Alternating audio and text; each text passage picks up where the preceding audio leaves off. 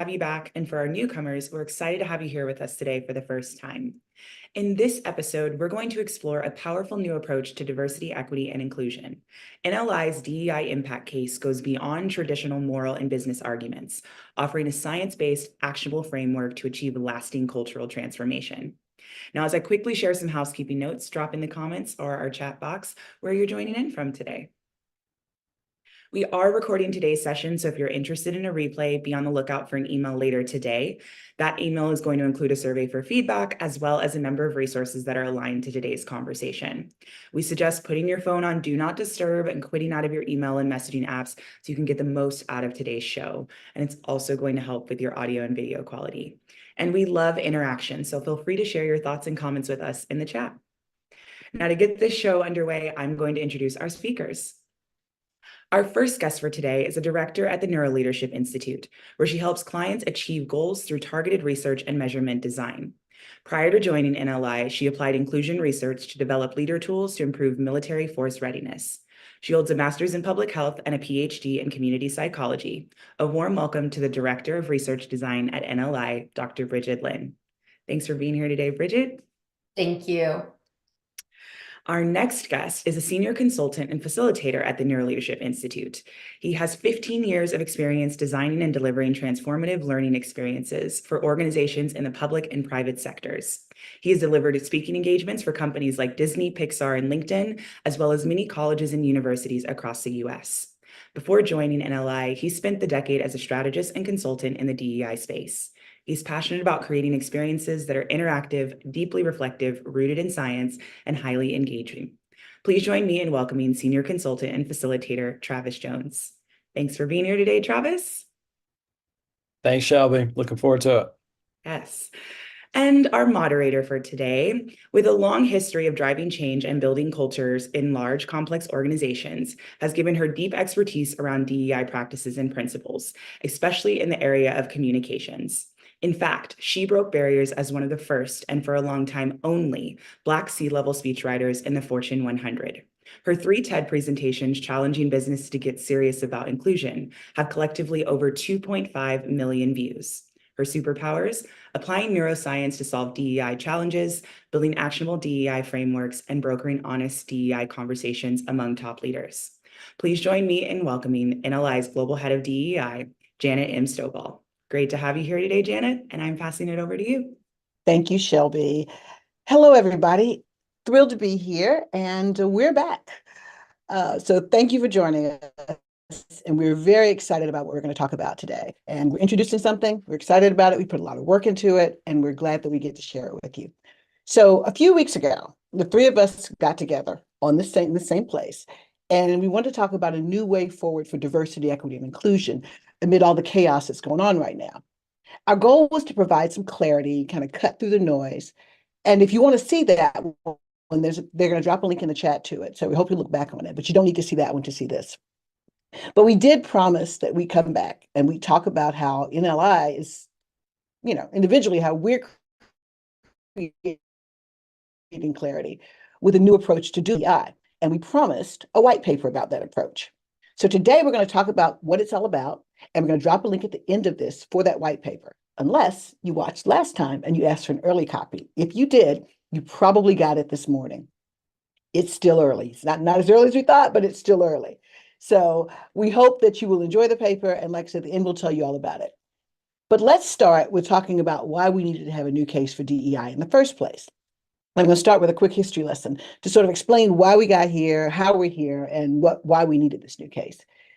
The 1960s, that's when the modern DEI movement traces back to. It was the civil rights movements, marginalized groups were demanding equal rights and representation, and the Civil Rights Act of 1964 kind of ushered DEI into the workplace.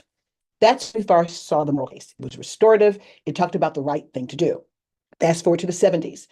We started hearing the changing demographics argument. The world is changing, business has to keep up, but it tied diversity alone, to outcomes. Namely, the idea was more diversity, more success. That's a business case. It's adaptive, it's a smart thing to do. And what we know is that both of these cases are linked. They're inexorably linked.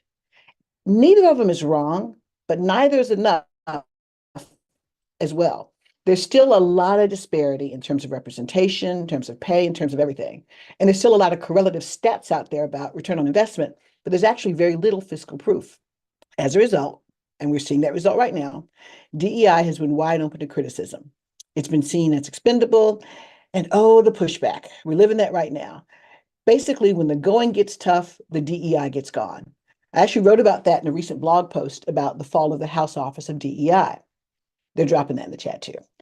So we decided that it's time for a new approach, one that combines the best of both cases, one that is science-based, that's supported by empirical evidence, one that makes sense for business in a capitalistic society. Enter NLI's DEI impact case.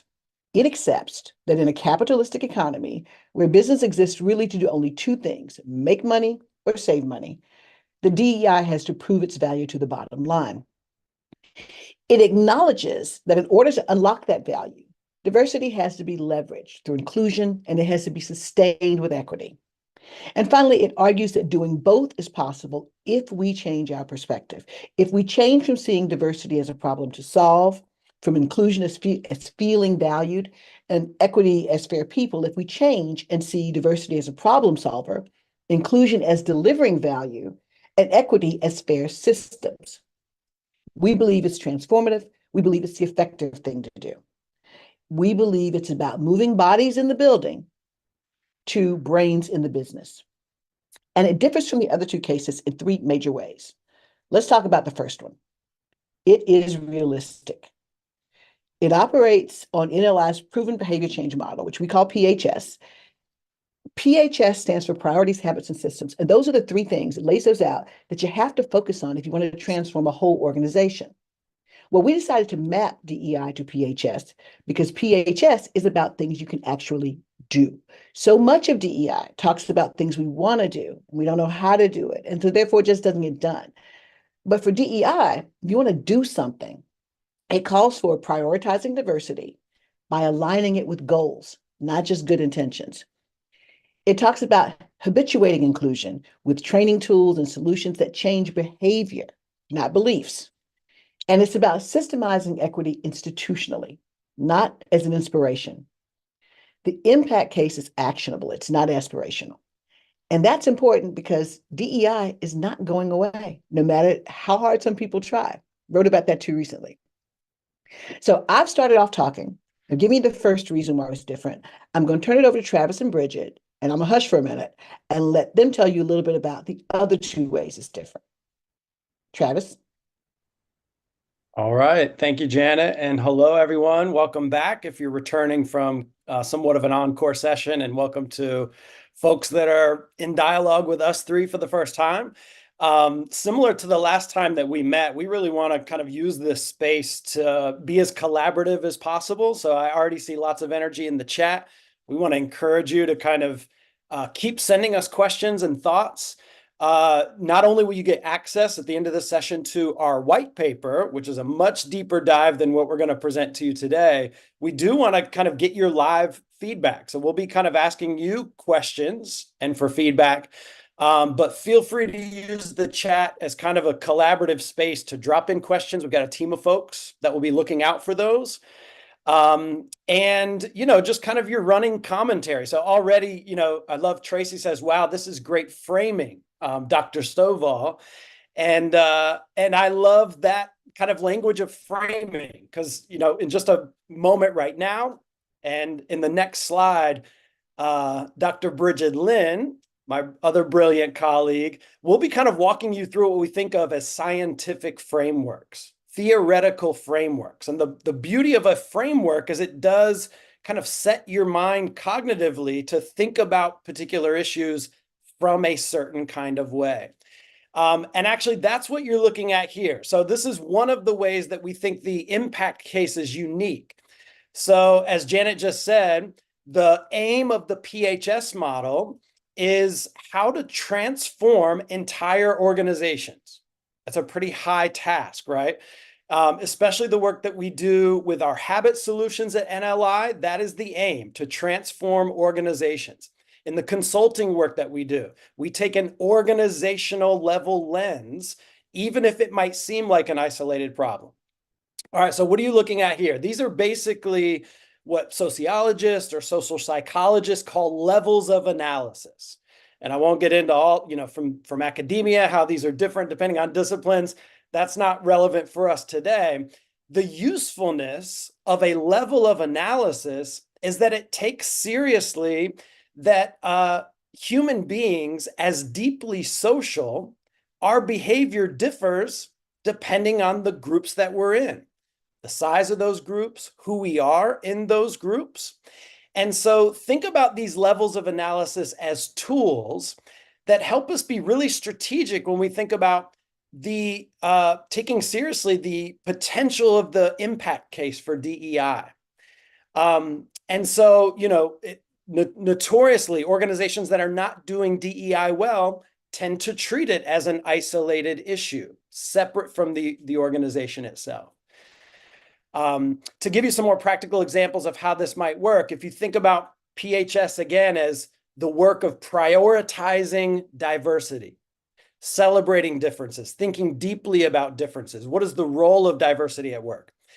Habits, taking seriously not just our feelings of inclusion, but the habits of inclusion, all the way to the levels of our systems. So, to kind of make this more real life, when we're working with a team of senior leaders, for example, we are interested in helping them think about what are the differences on your leadership team that can help you solve unique business problems.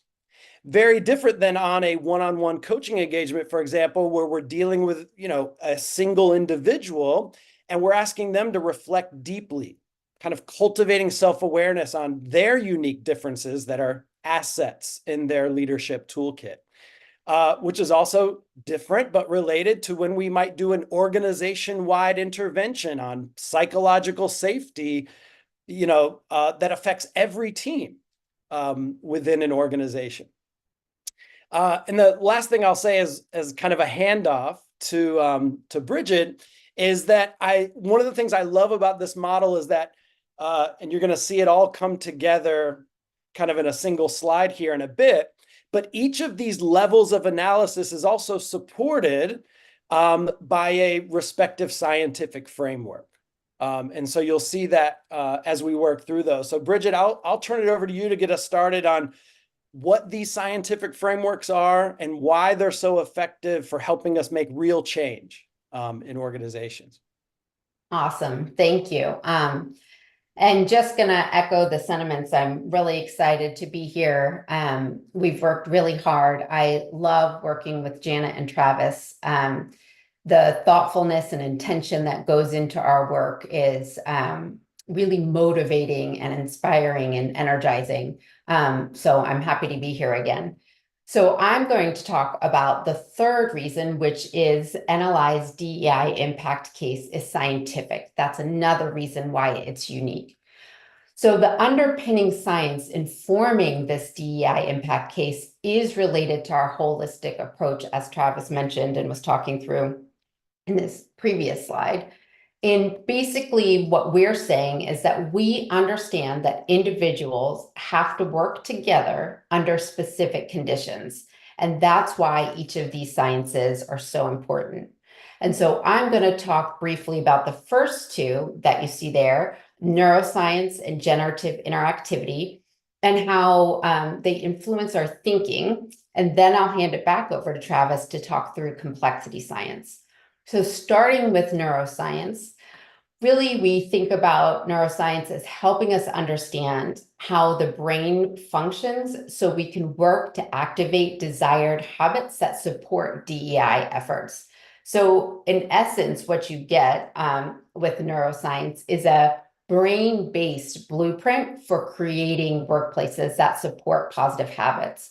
It helps you identify obstacles to change and also how to reward and reinforce the behaviors that you're ultimately looking to get to. And here's how that happens. So neuroscience helps us understand why people may be more willing to try specific behavior over another one. And it also helps us understand how people can engage effectively in the new behavior. So why am I doing this new behavior? And then how can I do it effectively? And so really concepts like motivation and bias are essential to explore when you're thinking about that. And then neuroscience also helps increase the likelihood that the behaviors that are activated through our solutions turn into everyday habits. And those then lead to transformational change. So that's really thinking through, okay, I have this new behavior that I want to engage in, but how do I make it my default? How do I make it that habit that I go to? And here, concepts like threat and reward responses and in-group and out-group are important to understand. And then finally, neuroscience helps us understand that it's really easier for our brain to build a new connection rather than rewire an old one. So at NLI, we really try to avoid changing habits. And we really think about how do you identify ideal new behaviors and then teach people how to engage in those new behaviors to create those habits. And as Janet says, and I love this, at NLI, we don't really stop bad habits, we start better ones. And I think that's an important thing to keep in mind in our work. And some things that help that are really important with neuroscience is understanding how environmental cues either facilitate or inhibit the formation of new habits.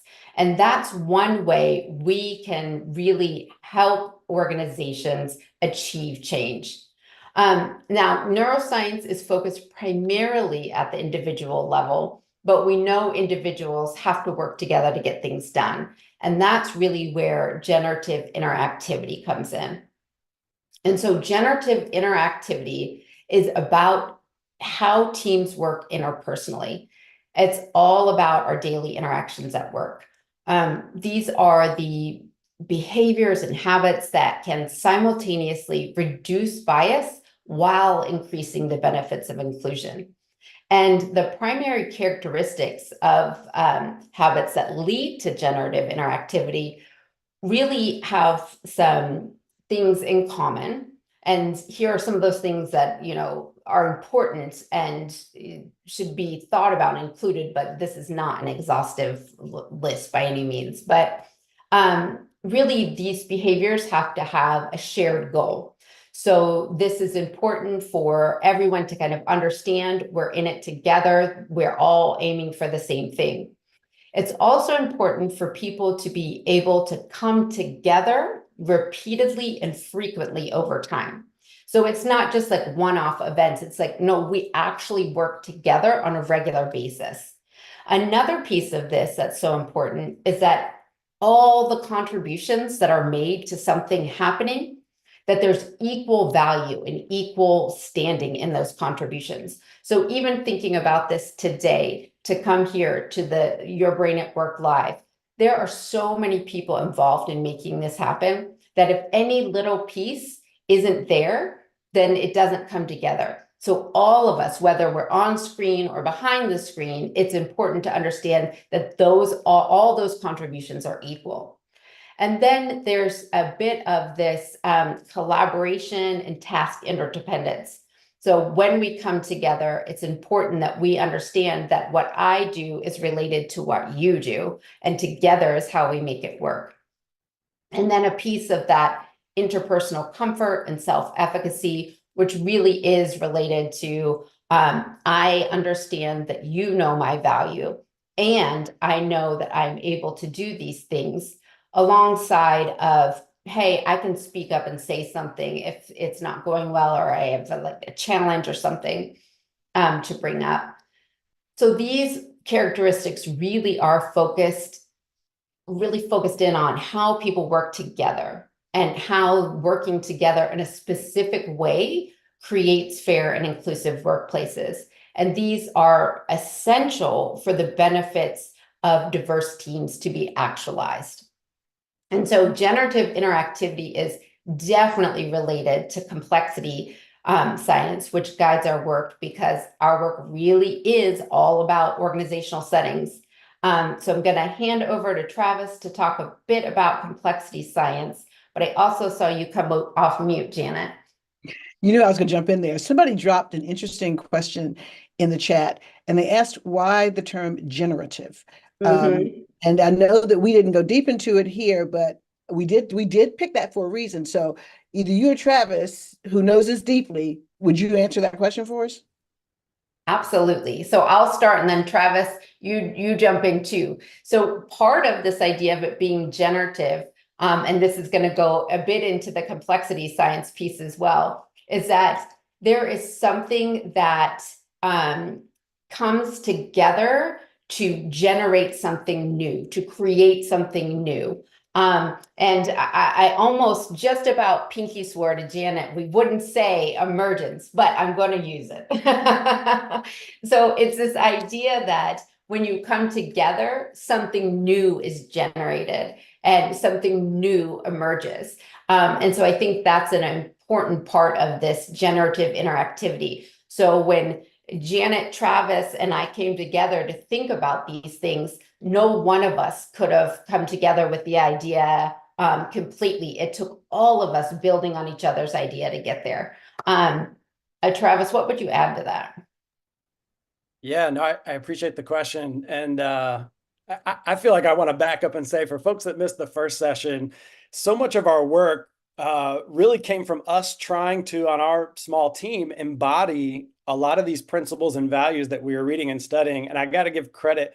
I love that somebody addressed you as Dr. Stovall. I think I'm just going to start addressing you that, because I always try to give Janet props when I can. But one thing she's probably never heard me say is that I came out of academia. She's not formally trained as an academic, but she has the most like scientific instincts of any of the academics that I know.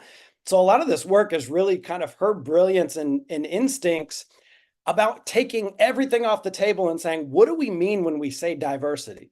What do we mean when we say diversity as a value to an organization? What do we mean by inclusion? And so, you know, at NLI, we love to nerd out. I love that I get to work with trained academics like, you know, Dr. Bridget Lynn. And so we get to like dive into the research to take these things seriously on a very empirical scientific level.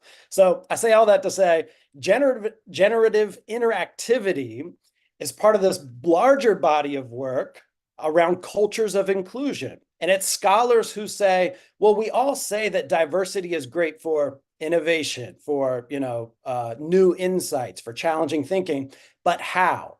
And that's, at least from my perspective, where academia has a lot of work to do. And just as another shout out, Bridget actually has published work on cultures of inclusion that basically say inclusion is not just a subjective feeling of I feel welcomed here, belonging, but it has just as much to do with the habits of interaction. And so this particular theory is part of that broader work, moving away, or I should say, in addition to inclusion as a feeling, to inclusion as interaction habits. What makes this kind of theory unique, last thing I'll say, because you invited me to nerd out a little bit, Janet, but we promised you we'd make the connection between the moral case and the business case. What this theory provides is this idea that when you focus on collaborative habits among people, versus trying to change their hearts and minds, what you actually get is more collaborative, inclusive, and equitable work cultures. And that's kind of the idea. I mean, when we get to complexity science, to use Bridget's, you know, term emergence, this is taking seriously that when human beings come together and we collaborate and interact, the potential to create things that are larger than what we could do as individuals is there. And this is kind of the habits to get us there. Yeah. Let me just, there's a question that came in that said from Adania, I hope I'm pronouncing that correctly. But she says, you know, us nerds can try and define it, but more importantly, what do regular people think DEI is? That's a very good question. And I did a LinkedIn post a little while ago that I didn't expect to go viral. And I swore I would not use DEI anymore because that term has been weaponized. And if we were to say diversity, equity, inclusion, it'd be really clear what each one of those things is. And one of the things about generative interactivity, when we talk about us as individuals working together and coming up with new things, I think the challenge with that term DEI and with the fact that we've kind of conflated those three words in our head is that we don't think often about what the individual contributions and needs and requirements of each one of those individual things is. So you're right, we do nerd out about it a little bit, but we could benefit from doing a lot more explaining to people about how these individual things come together, which means we have to disaggregate it a little bit. And then I'm going to turn it back over to Travis, but it's funny when I think about generative interactivity, it truly is the way we work together on this team. And I think about even my kids growing up, when I had one of them getting in trouble, that was one thing. But when the other one came along and could teach the other one new stuff to get into trouble, they came up with all kinds of different things to come up to do in trouble. We do the same thing. Each of us brings something to it, and it is generative. So we generate new ideas. So that's why we loved that science when we found it. We're like, oh, we have a word for this. And when we looked at how it worked in organizations, we realized that that is truly the power of DEI. Because if you think about it, if you're all the same, you're going to generate something new. But think about the power of being a bunch of different people, bringing what you bring to a situation, bringing to an organization. And if organizations can find a way to tap into that, to value it, we say we value it, but to truly value it the way we value things in a capitalistic society, and then find ways to channel that what gets generated into actual practice, it really could make a difference within organizations. And we believe that understanding that is critical. So now I'm going to turn it over to Travis so he can do the complexity stuff. No, I appreciate that. And I want to echo Adanya, I appreciate that us nerds can try and define it, but more importantly, what do regular people think DEI is? And I think you've just put your finger on our challenge at NLI. We want to be experts that are deeply grounded in the science. And at the same time, one of our guiding principles is make it simple. We use like this space to kind of pull the curtain back and invite you all into all the science that goes behind our thinking, our consulting solutions, our habit solutions. But you'll see here when we kind of bring this all together, the version that our clients might see, right? We're not going to go into like the history of complexity science and bring in physics and all this complicated stuff. But to some degree, the idea is to challenge our frameworks that become kind of everyday language for folks. So complexity science is definitely an area of research where we could get incredibly technical. We'll kind of like leave that to you all if you want to nudge us that way. But the general idea here is that we're kind of drawing on lots of people that say, let's take seriously what an organization is. And an organization is essentially a collection of human beings. And so a lot of complexity scientists, which there are neuroscientists that look at how our brains are much more like complex systems, networks. There are scholars that look at teams and say that teams, actually the best way to understand what a team is as this highly connected, evolving, adaptive system. And then if an organization is a collection of lots of different teams and departments and units and social groups, then an organization can be seen as this complex adaptive system. So more than like defining it, I wanted to, because we've got some time here, I'm curious from all of you, and I'll tie this back to complexity science. What would you say are the just several things that come top of mind that your organizations are thinking about in the external environment? I'll leave it as general as that. So what maybe social movements, what kind of economic factors, what are kind of your people dealing with in your organizations or industries? What are senior leaders being asked to address in the outside world? No right or wrong answers, just kind of fill up the chat. I mean, what external factors in the socio-political, economic environment are shaping work?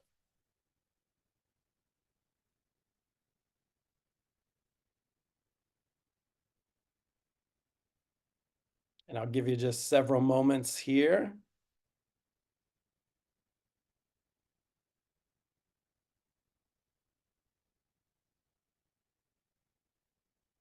Polarization, perceived values, crime rates, DEI pushback. In our previous session, we kind of surveyed you all similarly, like, what are you all feeling in terms of pushback? And inevitably, some organizations and industries are like, we're forging ahead. In fact, we've doubled down our DEI efforts. Other folks shared with us that, there's a lot of fear, there's a lot of retreat, there's a lot of kind of quiet DEI work. This is, there is somebody mentioned the protests they're having on campuses even now. I don't know about you, but every morning I get up, it's like, it's something new. What fresh hell is this? And so we are trying to do work that was difficult before things got more difficult. This work has been difficult. It's been a challenge even before 2020. It's been a challenge before we got so politically polarized. It's a bigger challenge now. We were kind of going back and forth a little bit in the chat about weaponization. To me, that is why we have to, when we do this work, be very what it is we're trying to do. And my brain has always been around. I'll never want to argue with anybody about what the right thing to do is, because that is very subjective. There are plenty of people who think that the work that we're doing here is not the right thing to do. Can't nonprofit environment if that's what we're focused on. But in corporate America, in a capitalistic society, you're never going to win that argument. And if you look at the two cases, my question is always, well, how's that worked out for us? So my personal impetus for looking into this, and I had the resources of NLI to help do that, was to say, the only leap of faith I want to take is to say that I believe diversity has value. That's a leap of faith. It is. And you got all the stats out there from the McKinseys of the world that, tell you, organizations that are more diverse are 35% more profitable. They're all correlative because we have not done the work to really tie diversity to business outcomes. That's what this was about. I mean, I know that I was tired of having that argument. And so when the three of us got together, we realized we're all kind of tired of having that argument. And we wanted to find, as much as is possible, an objective way to do that. So that's what this has been about for us. And being able to define what we really mean. When we say people feel valued, what does that mean? Because I could feel valued one day and feel like trash the next day. It depends on who I'm talking to. It depends on what I'm working on. It depends on how people respond to me. But if I can define within a context, in this case, the business context, what value means, then I can measure it. I can be real clear from a performance evaluation standpoint what it is. And that's what this case is about. It is saying that we believe that, yes, DEI, diversity, has value in business. And we believe that if you want to extract that value, you have to build welcoming and inclusive environments to get it. So to us, this is the best of all of that put into one place, but with the intention of proving that it works. Thanks, Janet. So I think I think that's a good segue. So I guess back to kind of why complexity science. And again, we started like really ground level. What is it that makes human beings unique? Similar to other living systems in the living world, ants form colonies and birds form flocks. Fish form schools. That's probably our projection. But what about human beings? And we know that human beings are deeply social, right? We have starting family bonds, but we also have social groups and then societies. And the reason I asked you all to share what all are your organizations juggling, and if you haven't already, scroll and look at kind of what everybody is sharing. Organizations themselves are part of much larger systems. And as much as we might try to, think about DEI through this isolated lens, or we think about our organizations as, well, we don't talk about those things here, or we don't address those, or it doesn't make our work any easier. But the reality is we are complicated systems, and organizations are highly connected. If you all have been a part of a merger, for example, or you've helped an organization go through a merger, it wasn't as simple as just two separate parts coming together, right? There was complexity in those merging of cultural values and personalities and leadership styles. And so we think there's a lot of value in thinking about organizations as complex systems. But more kind of relevant to our point about the impact case is that complexity science gives us this framework to take seriously what we always say about diversity is a real value. And one of our lines that we share a lot in our team to challenge conventional wisdom, this is another Janet line. I think somebody already said I'd want to put that on a t-shirt or something. But it helps us move from thinking about diversity as a problem to solve to diversity solving real problems. And so complexity science is full of examples that the more diversity in a system, the more resilient that system will be, the more adaptive that system will be, the more effective that system will be, right? Think about a rainforest compared to a desert, for example. And so there's lots that we could say about how complexity science is a useful framework for taking seriously when we're on a single team, which is a complex system. What are the diversities? What are the differences on that team that can be leveraged and tapped to solve some business challenge? There's a couple different resources I'll shout out to you. One is It's Not Complicated: The Art and Science of Complexity in Business. That's Dr. Rick Nason, and he basically says we need to shift from thinking about businesses as complicated problems to complex systems. And another kind of analogy, maybe if you're like, well, this is getting really theoretical. A complicated problem is one where there's a solution at the end and always a right answer. And if you just get the pieces together, then you can solve it. So building a plane is a complicated problem. Flying a plane is a complex problem because pilots are always taking into account all of these different atmospheres. And I'm not a pilot or know anything about aviation, but fun fact, there's a Scientific American article that actually says, given all of our high levels of physics, the best scientists in the world can't explain exactly how even a plane stays in the air. It is incredibly complex phenomena. And we like to think that DEI is that complex. Now, we don't obviously want to leave you all and leave ourselves with this idea that it's incredibly complex.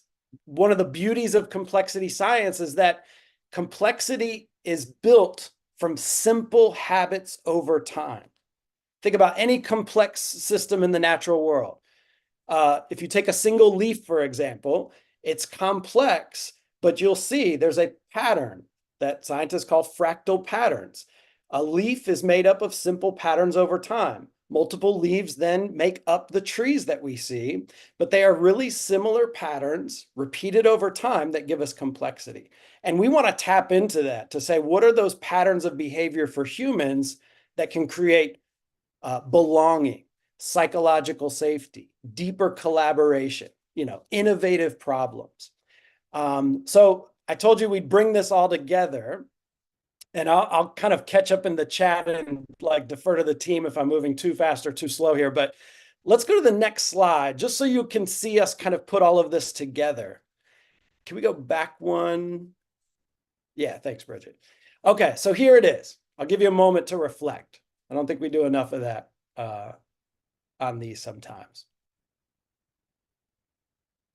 So what you see is our PHS model, which is our kind of philosophy of change in organizations, mapped onto these different levels that we said, that we talked about can be useful for what kind of engagement are we talking about?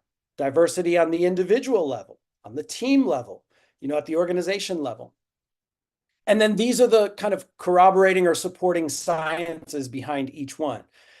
We could say much more about these, but if we take the brain seriously, and this is kind of all of NLI's work, if you're familiar with our SCARF model, for example, or our SEEDS model that talks about different biases, one of the biggest things that gets in the way of us understanding and prioritizing differences are the ways that our minds are wired to filter in some information, to filter out others, to latch onto similar life experiences to us and ignore or be unaware of experiences outside of our perception. When we habituate inclusion, this is like our bread and butter at NLI.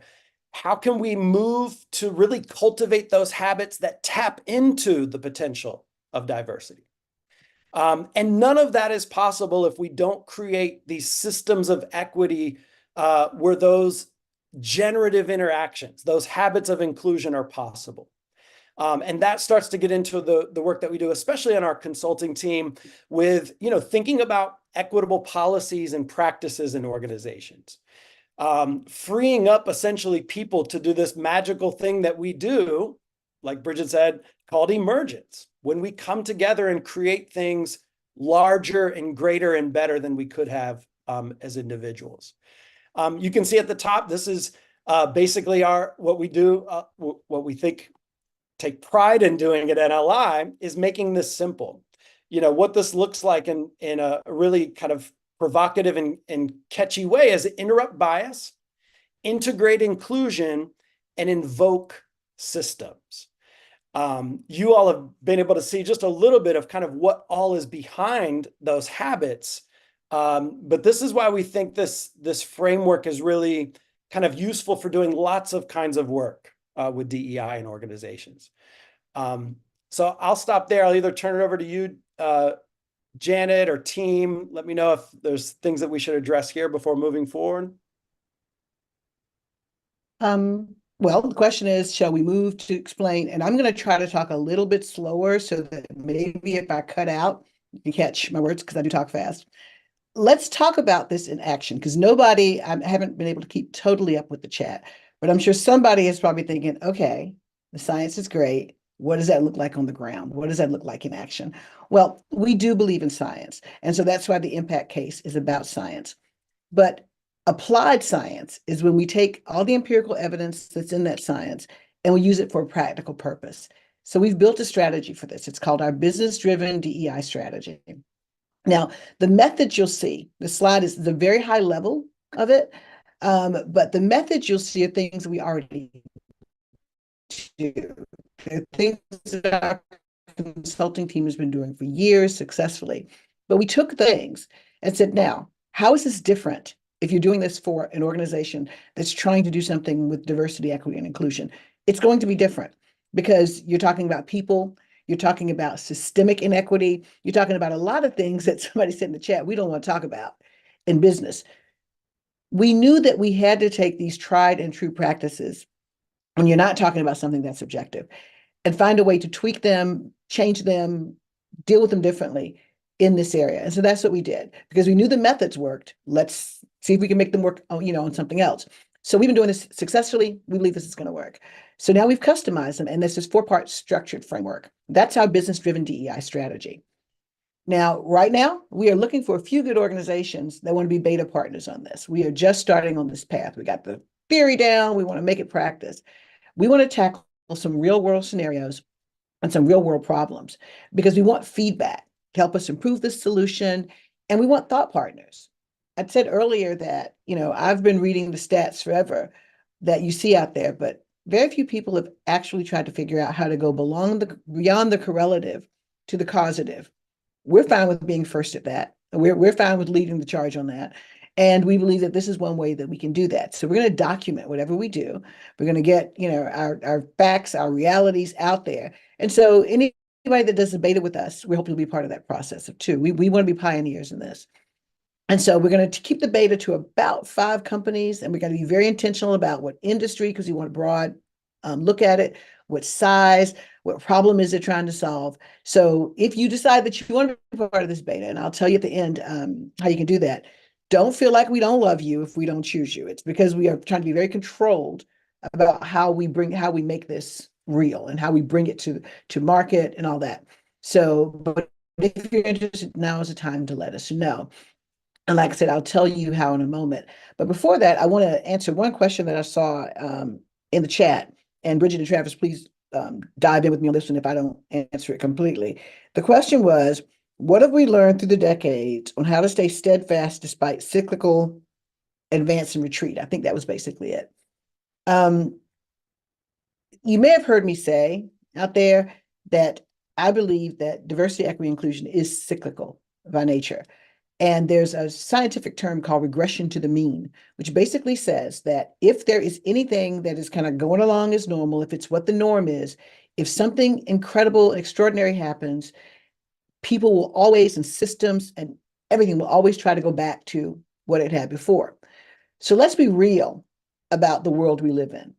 We live in a world that is inequitable. And in an inequitable world, equity itself is disruption. So anytime you have a movement, a change that seeks to up the ante on equity as human beings, we're going to try to go back to an inequitable state, especially if there's some of us who benefit more from that inequitable state than others. That is why trying to do this work is always going to be cyclical. But I'm pretty, and so you ask yourself, why do you get up every morning, Janet, and do this work? Well, because I am very much hopeful, and I believe that, once again, that leap of faith for me is that diversity still makes things better. I mean, biologically, we know that. If your biological organisms, if they don't diversify, they die. I believe that that's the case. So therefore, I think that we are better off today than we were before 2020 for all the wrong reasons. We are better off today. Is there pushback? Absolutely. Regression to the mean is going to try, but there's always been pushback, and we've always come a little bit further. It isn't easy. You don't do this work because it's easy. But I am very hopeful. I'm still optimistic that we need to keep doing the work and that we're going to keep advancing. So that's the best advice I can say, is accept that it is cyclical and that we just have to deal with it as it comes. And we will always be fighting, always be climbing up a wall, but it's Sisyphean in some ways, but I don't believe that rock is going to always fall back and crush us every time we go up the hill. So that's my advice on that one. And I'll look, once we have a few minutes, so I'm gonna answer this next couple slides and I'll come look at some of the questions. But let's go to the next slide and I'll just kind of wrap up what we have to say and take your questions. We believe the DEI is not just the right and the smart thing to do. We believe it's the effective thing to do. And so therefore we are constantly evolving solutions, both in our habit solutions, in our corporate solutions, and in our consulting practices, to do exactly what we say. We're going to interrupt the bias, we're going to integrate inclusion, and we're going to invoke systems, because we believe that that's how we can deliver on what we believe. So if you want to read more about this, get your cameras up or out, and we have the link, the QR code on the next slide to show you where to get the white paper. And when you do access the white paper, there's also a place there to let us know if you want to be part of the beta. And we're going to have to get back to you on that, because we have to see everybody who wants to do it and kind of figure out what that group is going to be. But if you haven't gotten the white paper yet, there it is. So that's kind of the bulk of what we wanted to say. And I know that Emma on our team has been kind of collecting some questions back there in the back.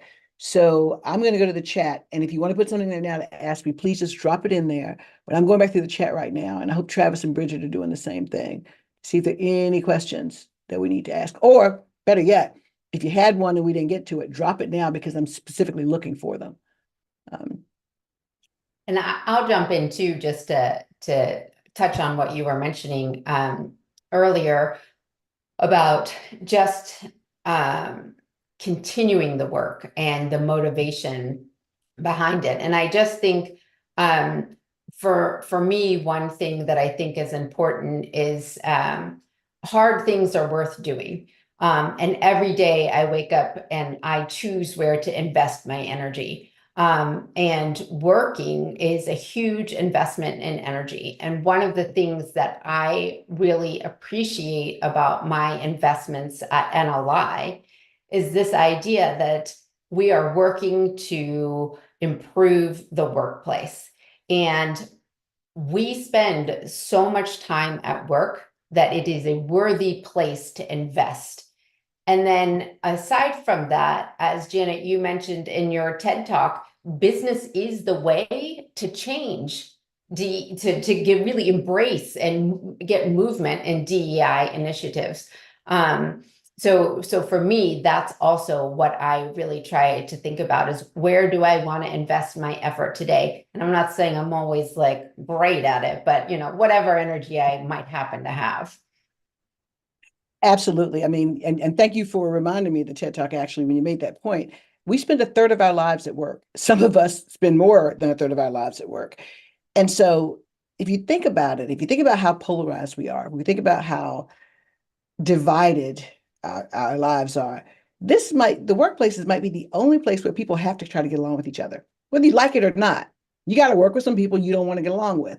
And if a company recognizes that there's value in all those different people coming together, that generative interactivity, then that is the best place we have to change this. It just isn't going to happen anywhere else. And the thing that makes me hopeful, and then again, with those leaps of faith, is that business already has an incentive to do this, because the world has changed. The world is going to keep changing.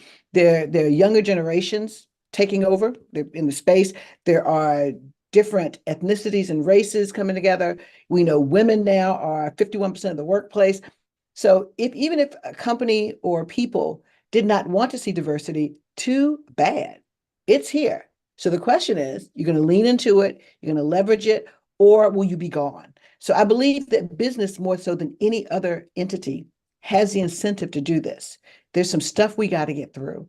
And part of that is thinking about this work in a business mindset, which is what we're trying to do here, because that's the way it gets embedded and gets done. So I think I'm looking at our list, and I think I'm going to get a message in a minute that we should be wrapping soon. So I want to thank everybody for coming, for joining us. And I see lots of stuff in the chat. We'll look at the chat. If there's something that I can answer later, I will.